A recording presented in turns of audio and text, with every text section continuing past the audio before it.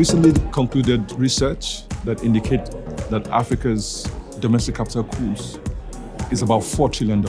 We've always believed in African agency.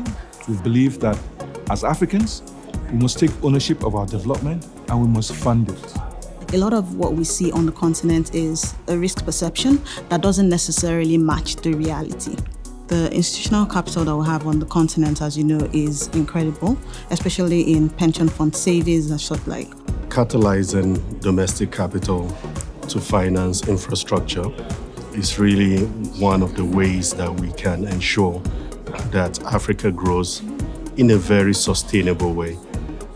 Africa's lack of infrastructure today, leads to significant depletion of productivity. And because there's no productivity, that leads to slowdown in terms of GDP growth.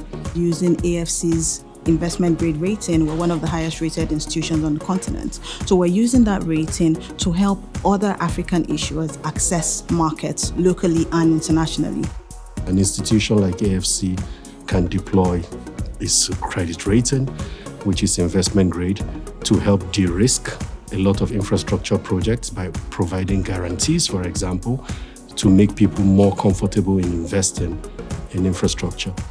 Mobilizing our domestic capital pools and directing them to investments in such a way that you prove the case and then you can have partners to follow. That for us is very, very important. We need to find a way to work with African governments in helping them better understand the importance of having the right policy framework. It's extremely important. Infrastructure cannot stand on its own. Once the government start to cooperate with the private sectors, with the stock exchanges, to create the right platform for these instruments, we'll see a lot more of that local investment or local wealth being invested directly into the continent rather than, being repatriated offshore. It's just a matter of time.